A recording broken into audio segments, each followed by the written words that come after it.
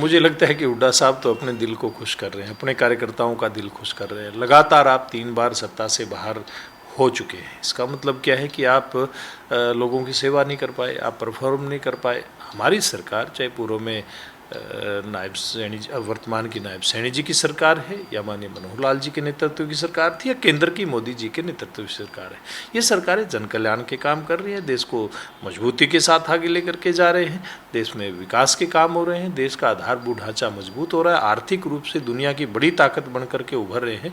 तो सारे काम जब आप करेंगे तो निश्चित रूप में मजबूती से हमारा संगठन भी मजबूत होता है, जनता की सेवा भी होती है। लेकिन आप लोग तो सेवा की और उस बात की चिंता नहीं है, आप तो समीकरणों के भरोसे बैठे हो। समीकरण आपके हुड्डा साहब अब बनने वाले नहीं हैं।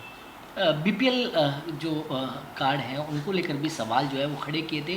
उन्होंने कहा है कि चुनाव से पहले कहीं ना कहीं बीपीएल कार्ड की में बढ़ोतरी की गई थी, लेकिन अब जब सरकार बन गई है तो उनके जो कार्ड हैं वो काटे जा रहे हैं। देखिए, कोई बढ़ोतरी करने का और काटने का कोई सरकार का ऐसा कोई मैकेनिज्म नहीं है। केवल एक ही व्यवस्था है कि लोगों का सर्वे होता है, लोग ऑनलाइन उसके ऊपर अपना आमदनी उसमें चढ़ाते हैं, कितनी किस प्रकार की आमदनी उसमें एंटर करते हैं, उसमें दर्ज वो की जाती है, और उसी के आधार पे कोई बीपीएल की श्रेणी में आता है, बाहर रहता है।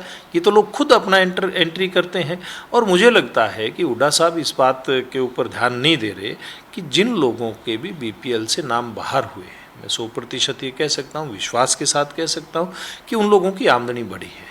उसके लिए उन्होंने स्वयं भी प्रयास किया होगा, सरकार के प्रयास भी हैं, सरकार की बहुत सारी ऐसी योजनाएं भी हैं जिनके कारण से आज लोग मजबूती के साथ आगे बढ़ रहे हैं, उनकी आर्थिक स्थिति अच्छी हो रही है। तो आर्थिक स्थिति अच्छी हो रही है तो बीपीएल की कैटेगरी से बाहर निकलेंगे लिखनेंगे, तो इसमें हुड्डा साहब को तो तकलीफ नहीं होनी चाहिए, बल्कि खुश होना चाहिए भी इतने लोग हमारे आज अच्छी आमदनी की कैटेगरी में पहुंचे हैं, इतने लोग सक्षम बने हैं, इस बात के लिए सबको खुश होना चाहिए।